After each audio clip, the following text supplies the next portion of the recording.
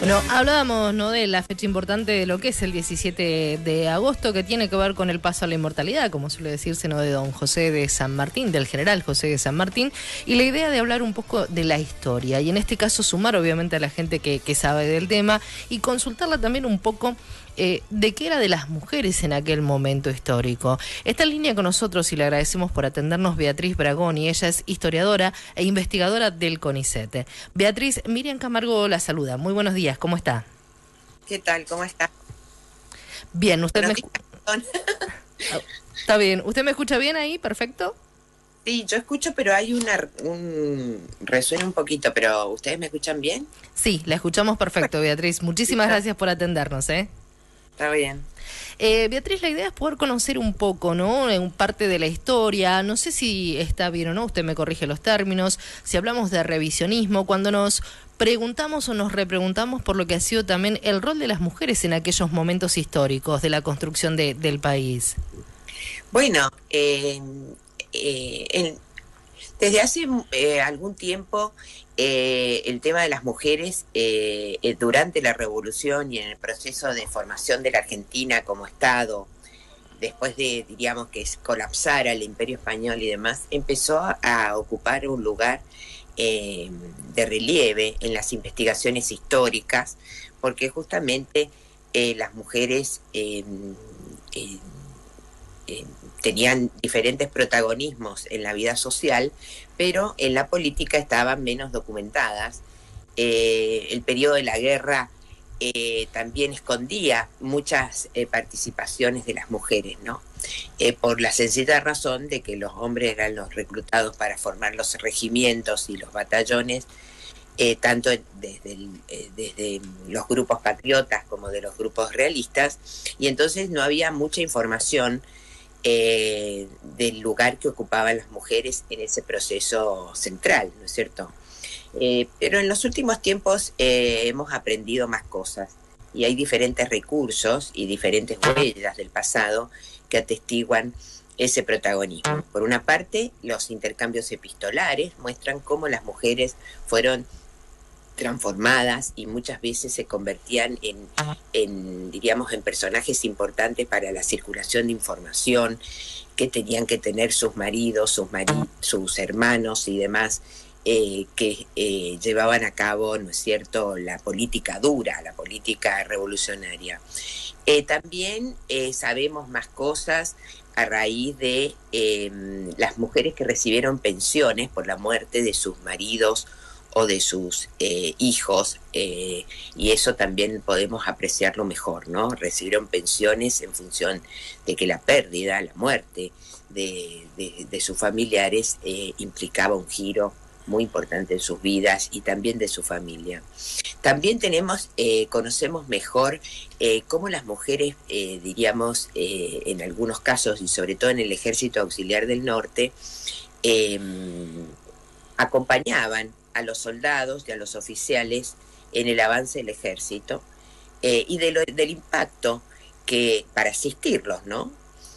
Para asistirlos digamos, en alimentación, para acompañarlos y demás. Y también sabemos cómo esa forma de hacer la guerra fue vista de manera negativa por algunos oficiales rioplatenses y en el caso concreto de San Martín, porque era una forma de ejército que diluía las posibilidades de tener éxitos militares, ¿no? Como había demostrado la batalla de Vilcapugio y de Yuma.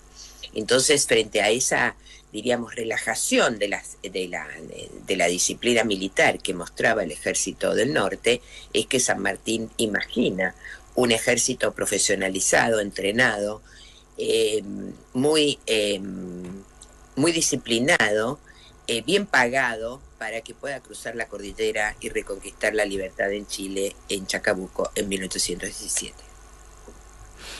Beatriz, en esto que usted menciona, ¿no?, de los diferentes roles que tenían las mujeres también, un poco desde lo histórico y también, creo, ¿no?, de la parte mediática, en el relato han quedado tapadas o escondidas, ¿no? Esto de visibilizarlas, de esta revisión que vamos haciendo, también es importante. Bueno, no es que las mujeres nunca fueron mencionadas, ¿no? En eso hay que ser justos también con los viejos historiadores. Lo que pasa es que no, eh, lo que pasa es que es diferente el tipo de preguntas que se hacen sobre el protagonismo de las mujeres en el pasado. Estaban las mujeres, sobre todo las que fueron retratadas por los historiadores de la Revolución, fueron las mujeres de las élites, ¿no es cierto? Las damas mendocinas, por ejemplo, o las patricias de Buenos Aires, o Mariquita Sánchez de Thompson, incluso Juana Zurduy, ¿no? La esposa de un caudillo alto peruano que junto con sus hijos se lanzó a la guerra, ¿no es cierto? Y que perdió a su familia en ese, digamos, por conquistar la libertad, ¿no? No es que la historiografía no se había hecho eco de esos protagonismos, sino que en la actualidad lo que está de por medio es escrutar o sacar a la luz el protagonismo de otras mujeres, de las esclavas, de las indígenas, de los sectores populares, de la gente del común, podemos decir, que no son las que ya han sido retratadas por la historiografía, ¿no? De todas maneras, lo que hay que decir es que esas mujeres, si bien cruzaron el umbral de los mandatos patriarcales, porque digamos, fue la política la que las impulsó. No sabemos hasta qué punto, ¿no es cierto?, fueron decisiones propias, sino que hay un clima político que se radicaliza y que incide en la politización de las mujeres, ¿no? O en las consecuencias de esa politización generalizada. Claro, sí, este contexto que afectaba la vida de ellas, como usted decía, por ser esposas de o por los hijos también estar involucrados, obviamente. Claro, así es, porque en lo que debemos ser cuidadosos es no extrapolar criterios de política actuales con los del pasado revolucionario, ¿no? Eso Sí. es lo que tenemos que cuidar, porque si no desnaturalizamos el pasado. No todo es lo mismo, ¿no? Exacto. Hay mujeres en la política revolucionaria, hay mujeres, pero no tienen, digamos, hay mujeres y en el Río de la Plata tienen un protagonismo relativo en los círculos de élite y en otros ámbitos sociales, ¿no? Pero atribuirle prácticas que van a corresponder a mujeres de nuestro siglo es incurrir en anacronismos que no son eficaces para entender el cambio histórico. Pero también tiene que ver con el enfoque histórico, Beatriz, ¿no? Por la cuestión un tanto por ahí ascética de lo que era, tomemos el ejemplo de San Martín, donde no había política, donde no había ningún tipo de inteligencia, donde las características de la operación, por ejemplo, en centros neurálgicos, no existían y eran llevados adelante, como bien usted daba ejemplos, por mujeres. Bueno, no entiendo muy bien lo de ascético. Claro, nos enseñaron un San Martín que, por ejemplo, se fue al exilio porque no quería meterse, entre comillas, en la política del país. Bueno, cuando no es así. Bueno, no es que nos enseñaron, ¿no? Hay una historiografía que, sobre todo la revisionista, justamente, ¿no es cierto? Y también la nacionalista revisionista que, diríamos, preserva a San Martín de decisiones políticas claves porque él está por encima de la vida mundana, diríamos, ¿no? ¿Por qué? Porque lo santifican, ¿no? Eso no hay que atribuírselo a la historiografía liberal, ¿no? No es, Mitre fue, cuando escribe la historia de San Martín en la Revolución Americana, es mucho menos concesivo que lo que después es Rojas y todo el revisionismo histórico del siglo XX en las decisiones políticas de San Martín. ¿Por qué dice concesivo?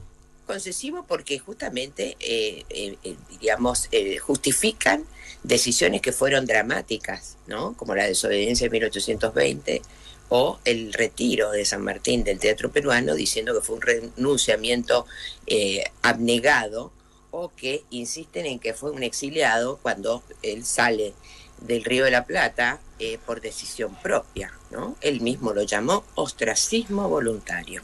Sí, pero pedían de alguna manera, esto de traidora a la causa no era algo que circulaba en ciertos en algunos círculos nada más. Había una decisión del poder central. No, bueno, cuando San Martín toma la decisión de ir, de liderar la expedición al Perú, el gobierno central no existe. El gobierno central ha colapsado en 1820 y él contribuye, digamos, el ejército, los ejércitos revolucionarios contribuyen al desplome del gobierno central, tanto la defección del ejército del norte en Arequito como la salida del ejército de los Andes a proseguir la expedición a Chile. Por lo tanto, esos ejércitos no apoyaron el gobierno central y por eso colapsa.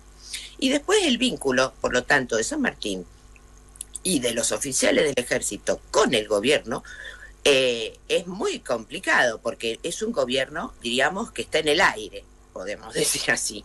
No hay una sustentabilidad de ese gobierno porque ha desaparecido el gobierno central. Y es justamente lo que después enfatizan muchos historiadores del revisionismo, que Rivadavia, ¿no es cierto?, es el que no lo apoya para continuar la expedición militar al Perú. Y esto es también, diríamos, mirado desde el punto de vista político, digamos, para el gobierno de Buenos Aires, Rivadavia y su grupo, no era una situación demasiado, diríamos, sencilla de hacer, ¿no? Porque Buenos Aires está inmerso en una crisis inusitada en 1820 hasta el 21 y está reconstruyendo un poder en función de los efectos de la guerra de la caída en Cepeda de 1820. También hay que decir que las relaciones entre Rivadavia y San Martín nunca fueron simpáticas, porque Rivadavia había sido destituido por los hombres de la Logia Lautaro en 1812. Por lo tanto, diríamos, hay política ahí. Clara y concreta, por eso sí. Bueno, por eso, pero no es que, digamos, no lo aceptan, digamos. El tema es que hay un conflicto político en donde las decisiones sanmartinianas tienen un impacto, ¿no es cierto? Y esto lo hace ver justamente que se queda sin apoyos ni en Perú, ni en Chile, ni en Buenos Aires y tampoco en Mendoza, ¿no? Después de estar unos meses, ¿no es cierto?, hasta preparar su partida cuando recoge a su hija y emprende el regreso al viejo mundo. Por lo tanto, hay que diríamos, siempre es interesante precisar las condiciones concretas de esas y la relación entre la decisión política y los resultados que en este caso gravitan en lo que él llamó ostracismo voluntario. Ahora, Beatriz, cuando hablábamos, por ejemplo, de estos roles, ¿no? En la vida, en el cotidiano, en la vida política también de las mujeres, ¿podríamos decir que la participación política de las mujeres estaba dada por la élite a la que pertenecían? Bueno, las élites, la participación política de las mujeres es, digamos, es importante en algunos casos, pero no hay una incidencia directa, no es una participación directa en el mundo de las élites, por la sencilla razón de que las mujeres no son candidatas para ningún tipo de toma de decisiones políticas, no integran el cabildo, no integran los ejércitos, no tienen acceso, la mayoría son, digamos, el grado de analfabetismo es enorme, no hay prensa, digamos, las mujeres todavía no están escribiendo, escriben a veces sus cartas, y esas cartas a veces tampoco las escriben ellas, sino que ellas las dictan para que otros las escriban. No forman parte, digamos, están excluidas del mundo también de la iglesia, ¿no es cierto? Están excluidas de los ejércitos, por lo tanto, diríamos, el ámbito de participación, digamos, se dirige a otras cuestiones.